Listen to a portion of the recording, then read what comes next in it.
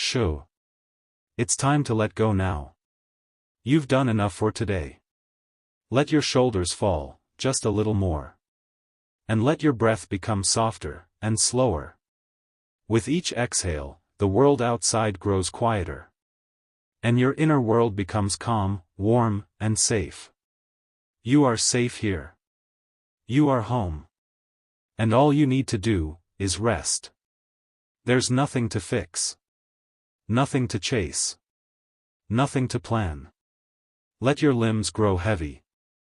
And your thoughts, float like feather down. Drifting over a quiet lake at twilight. Tonight, we'll journey to a quiet place. A place where the past whispers gently, and time no longer hurries. A place nestled in stone and mist. Where a gentle bellsmith hums lullabies into his craft.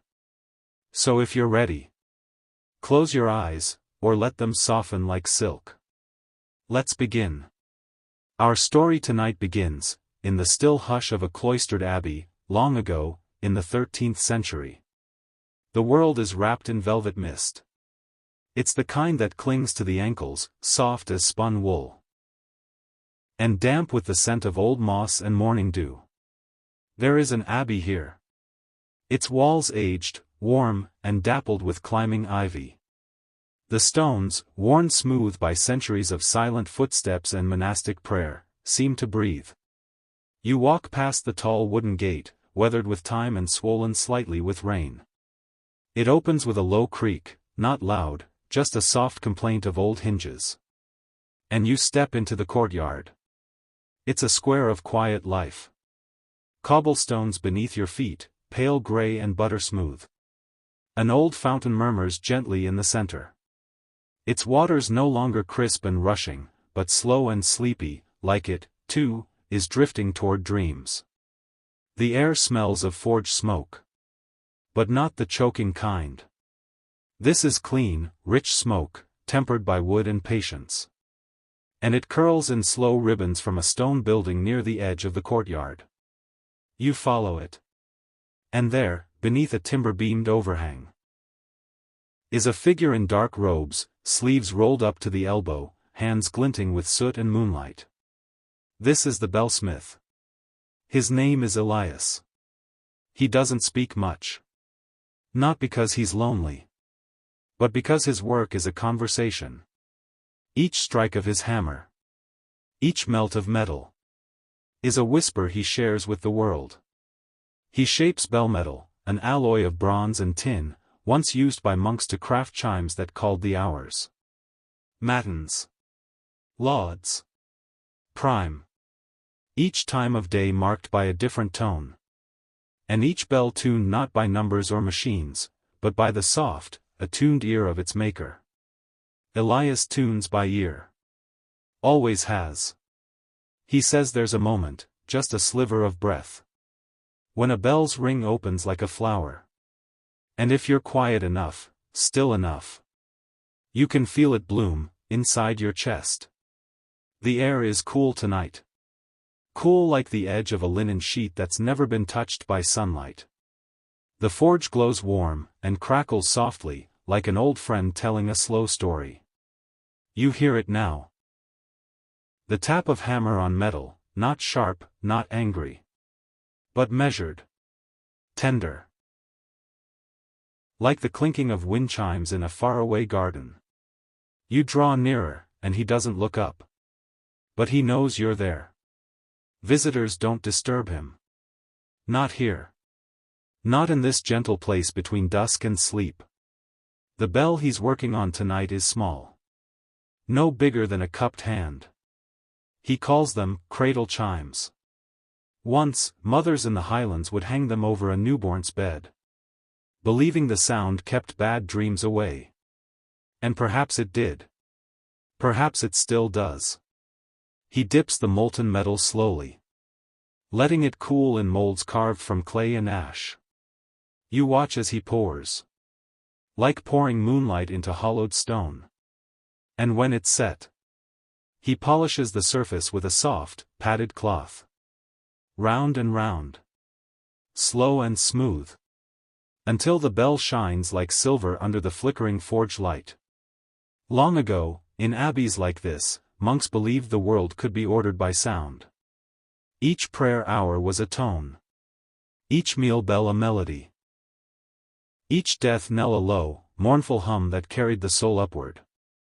They believed bells were sacred. That when they rang, the veil between heaven and earth grew thinner.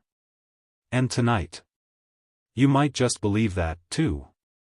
Elias lifts the cradle chime gently, testing the tone with a single stroke of a padded mallet. The sound is pure, clear. Not loud, not sharp. Just a silver note that hangs in the air like breath on glass. It lingers. And so do you. You let the sound curl around your ears. Soften your thoughts. Warm your ribs. There's peace here. The kind that doesn't ask questions. The kind that doesn't rush. You sit nearby now, on a bench worn smooth by years of quiet watching. The mist has thickened just slightly. But the forge light glows golden through it, like candlelight through old parchment. Elias begins another chime. He doesn't need to speak. The rhythm of his work is its own kind of story. And it hums softly. Like a lullaby without words. You feel your breath growing slower. Deeper. Easier. The warmth of the forge, the slow ring of metal. The hush of distant bells from the abbey tower. They all blend together into a single, soft, sound. A lullaby of silver. A lullaby just for you. The night stretches longer now. The stars are hiding, tucked behind a soft quilt of mist. And all around you, the world exhales. Listen. A blackbird calls once from the garden wall. Then silence. Then only the tender sigh of wind brushing through ivy leaves. Like fingers across linen. And then, the bell again. That same silver note. A little softer this time. Like a secret past between dreamers. You lean back against the old stone wall. Still warm from the day's sun. And you feel it. How the quiet seeps through your skin. Settling into your chest. Smoothing the ridges of your mind. This is how time slows. Not with clocks. But with stillness. Elias hums under his breath now. A slow, tuneless murmur that almost matches the rhythm of his tools. It's not a song anyone would know. But it lives in his bones. Passed down from masters long forgotten. His hands, though blackened with soot, move with tenderness. Like someone wrapping a newborn in cloth. Every corner of his forge is arranged with care. A row of molds shaped like seashells and flowers. Hooks from which hang delicate hammers and curved chisels. And a single polished cup. Filled not with water. But with lavender and rosemary soaked in oil. He dips his fingers into it now. And rubs a little along the edge of the finished bell. Not for sound. For peace. It's how the old monks did it, he says, for the first time tonight. Oil keeps the spirit calm. You don't answer. You don't need to. The silence between you is gentle and full of meaning. In the 13th century, in abbeys like this one, bell ringing was a sacred art. Not just to tell time. But to heal. Monks believed certain tones could soothe a troubled heart. That a bell rung slowly during storms could calm fear. That a bell sung at twilight might guide the soul toward restful dreams. They called them campana paces, peace bells. Elias. He rings peace into every one of his chimes. And this courtyard. It has heard thousands of them. Each one a lullaby. Each one a gentle goodbye to a long day. You watch as he tests another. This one a bit larger. Meant for a chapel tucked far into the valley. He lifts it carefully. And strikes it once. Dong. The sound blooms like a ripple in clear water. Slow. Mellow. Deep as earth and light as sky. You feel it in your belly. Not loud, not jarring. Just enough to untie one more thread of tension. And let it float away.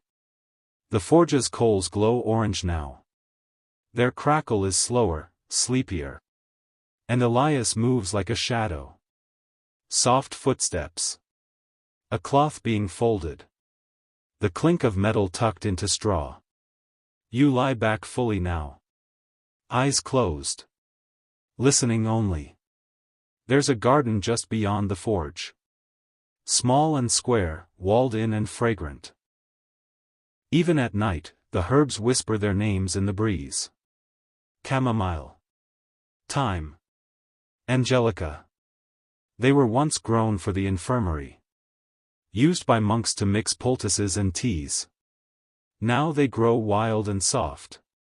And scent the air like stories left untold. Somewhere, a dove coos once. Then tucks its head beneath its wing. The bellsmith turns down his fire. And all around you. Everything stills. Elias walks back to the bench now. And from beneath it. He pulls a velvet pouch. The color of deepest blue. Stitched with stars. Inside it is a bell. The smallest one yet. He holds it like a prayer in his palm. This one, he whispers. Isn't for a church. You blink, curious. Still slow. Still half dreaming. He smiles, barely. It's for the moon.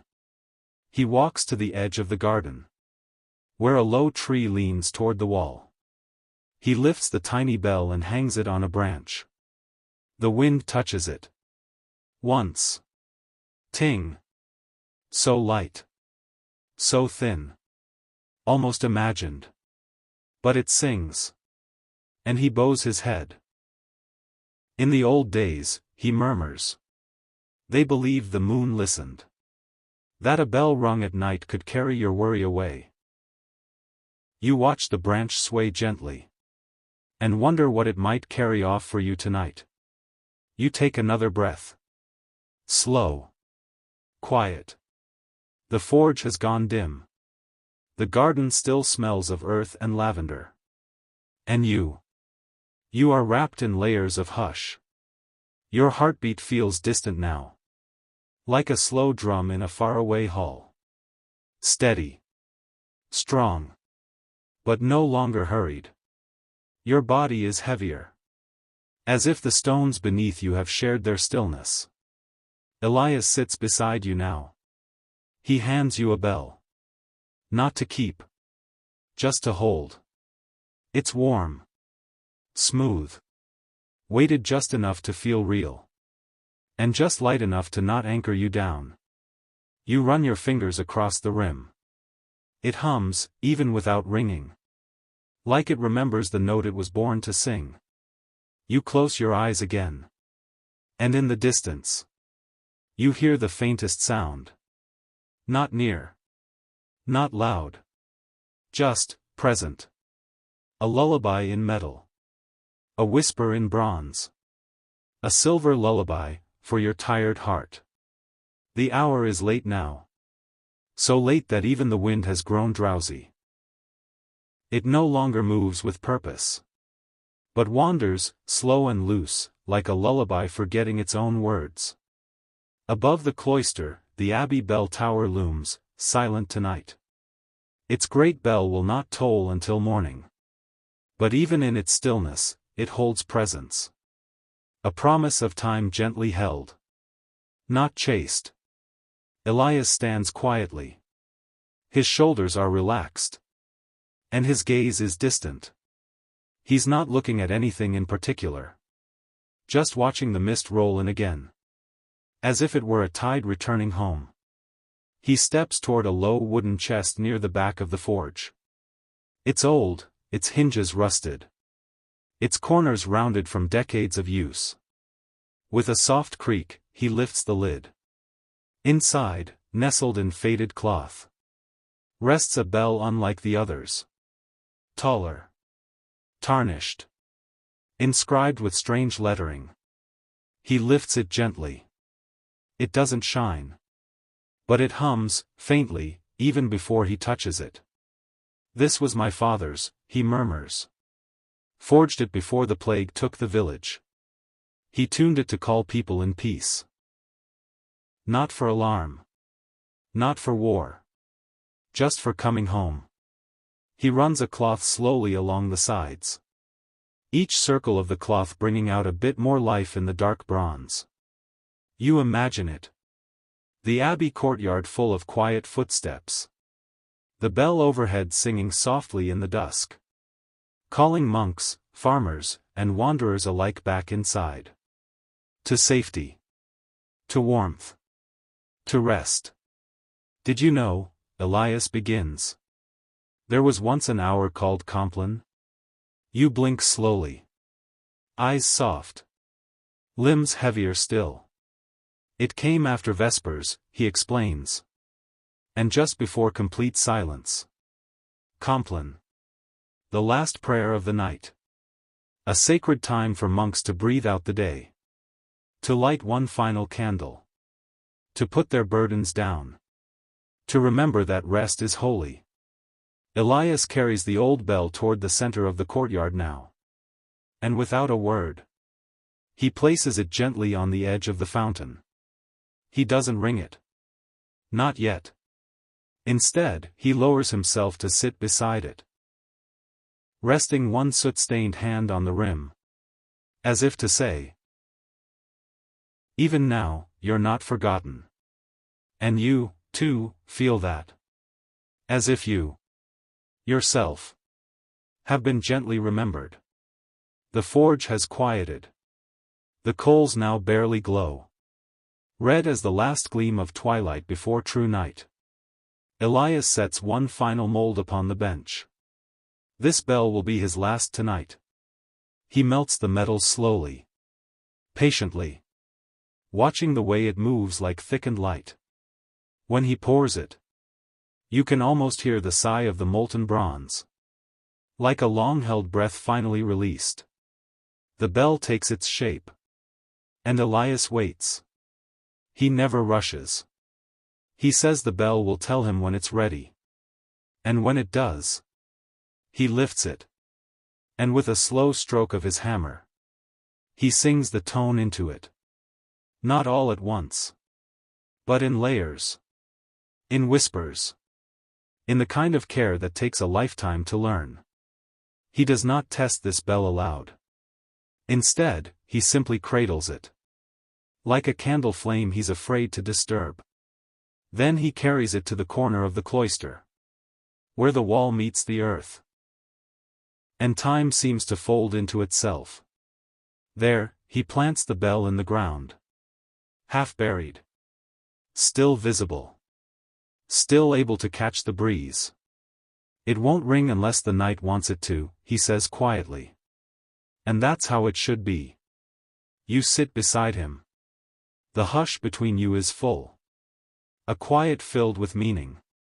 The kind of silence that carries you deeper and deeper into rest. Around you, the abbey sleeps. Its stones heavy with centuries. But never cold. They carry warmth. The kind that lingers in places where kindness has lived. Somewhere, deep in its belly. An old monk's footsteps echo slowly across flagstone. He's finishing his final round. Making sure the doors are locked. The fires are safe. The bread dough for morning left to rise. You can almost smell it now. Flour and salt and yeast. The promise of comfort wrapped in linen. And outside, the wind sings once through the tower arch. The old bell answers. Just once. With a low, dreamy gong. The sound rolls across the valley, tucking everything it touches into stillness. You rest your head now against the warm stone. The bell Elias gave you still sits in your palm. Not ringing. Just present. A reminder of this place. And of your right to rest. With every breath. Your body grows heavier. More peaceful. Your thoughts slow to the pace of moonlight. You remember the bells. The stories they carried. The way each one felt like a small, glowing home. There's no need to hold on now. No need to try. Just let go. Let the lullaby carry you. Let the stillness ring gently through your chest. Elias rises once more. He places one more bell, tiny, like a thimble, at the foot of the fountain. Then turns to you. He nods. Just once. As if to say, you did well today. You may rest now. And so, you do. The courtyard has stilled even further now. It has become something else entirely. A vessel of sleep. A cradle made of stone and silence. Above you, the moon peeks through torn clouds. Soft as parchment light. It casts a silvery sheen on the ivy. The bells. And your eyelids. The garden scent has shifted. From rosemary and thyme. To something deeper. A cool hush. The perfume of nighttime soil and starlit grass. Somewhere far off. A wolf calls once from the forest edge. Not in warning. Just to say, I'm here too. And then, silence returns. Elias kneels near the base of the abbey wall. He brushes away moss and thyme. And reveals something hidden beneath. A bell.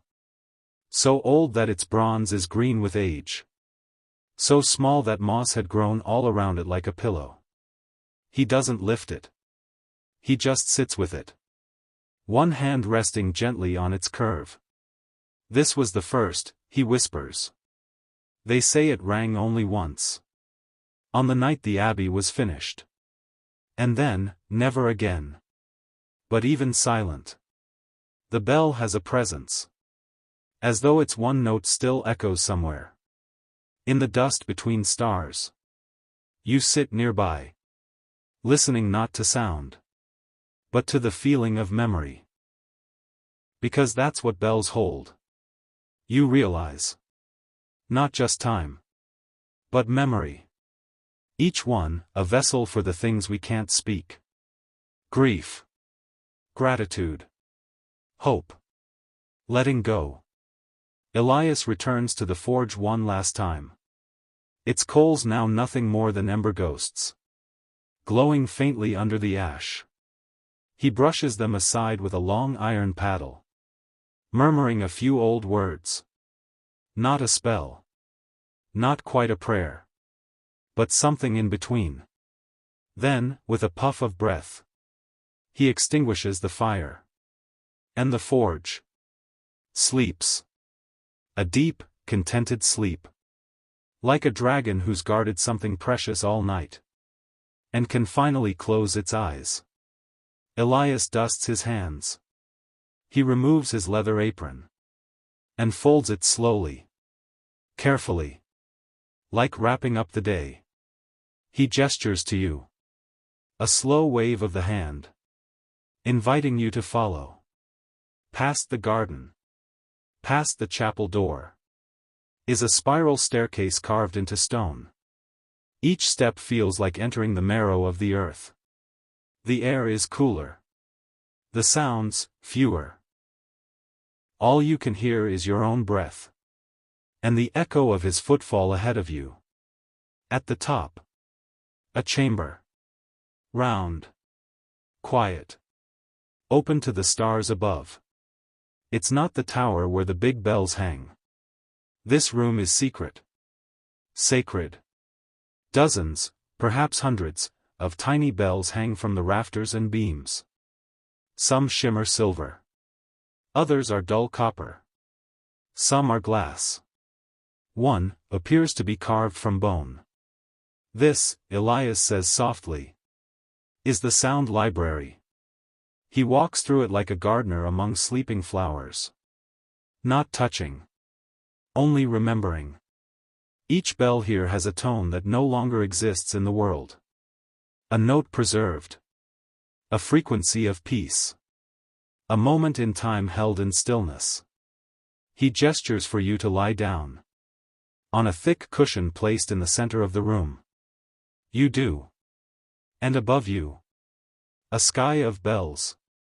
Elias moves once through the room. And without touching a single bell. They ring. Softly. One after the other. Some shimmer like ice melting on porcelain. Others hum deep. Like a cello underwater. You do not know how he made them sound. Perhaps the wind. Perhaps memory. Perhaps simply, because you are ready to hear them. And with every ring, a part of you lets go. Lets go of worry. Of speed. Of noise. Your hands unclench. Your thoughts unravel into gentle threads. You are becoming still. Elias kneels beside you. He opens his palm. Inside, a bell. The smallest yet. So small, it barely seems real. But its presence is strong. This one, he says quietly, isn't for ringing out. He places it in your hand. It's for ringing in. You blink slowly. He smiles. It doesn't call anyone else. Only you. Back to yourself. You hold it gently. And feel it hum in your palm. A bell not for waking others. But for dreaming deeper. And just like that. Elias stands. Nods once. And disappears into the shadows. You lie beneath the quiet bells.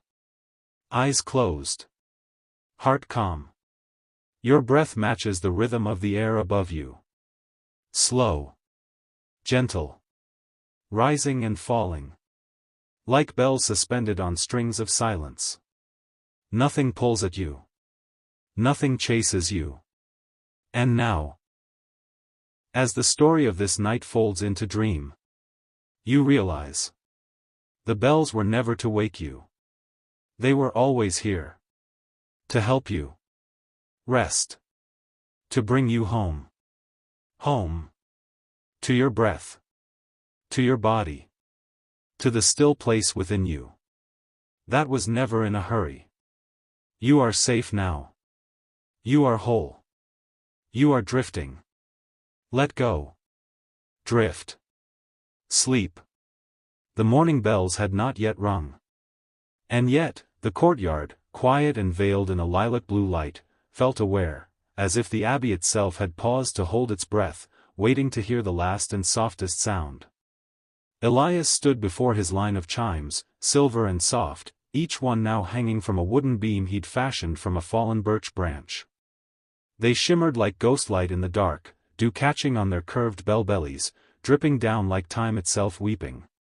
He raised his fingers. Not a hammer. Not a striker. Just two fingertips, gentle as moth wings, and tapped the smallest chime.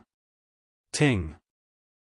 It sang with a note so high, so fine, that it did not feel like sound, but memory. A lullaby his mother once sang in the frost of early winter. A hymn whispered behind a chapel door. The hush of snowfall on a lonely road. One by one, he touched the others. Some glowed low and deep like a hearth fire settling in ash. Some rang like stars, small and bright and ancient. One sounded like a breath exhaled on the edge of sleep. The air stirred. Not wind. Not storm. Just the invisible ripple of harmony. And far across the sleeping abbey, as if stirred by some ancient dream, one of the tower bells, untouched, answered softly in return. Dong. Elias smiled, and a small tear, he hadn't realized was there, slipped quietly down his cheek. In this moment, there was no weight. No pain. No time. Just the hush of history in his hands and the soft, sacred joy of a work completed with soul. He whispered something no one heard, not even himself. But the bells did. And they sang it back in lullaby. From the top of the scriptorium's roof, a lone tawny owl blinked once and took flight, gliding above the cloisters like a drifting thought in an old dream. The mist began to lift, only slightly, and the sky welcomed the slow pink promise of morning. Inside the dormitories, the monks stirred. One coughed gently. Another turned over and murmured a psalm in his sleep. But none woke in that moment, not truly. They dreamed, of bells. Of silver mist. Of warmth and light. And of a quiet man in a courtyard, singing not with voice, but with metal and care. And now, dear listener, you may feel the weight of the world soften on your shoulders. Let the lullaby of the bells nestle gently in your chest. Inhale, and feel the air like soft wool. Exhale, and hear the last fading chime. All around you, the world has grown still. The night has grown warm and familiar. The abbey gates are shut. The forge has cooled. The bells have rung. And all is well. Sleep now, soft as silver. And dream.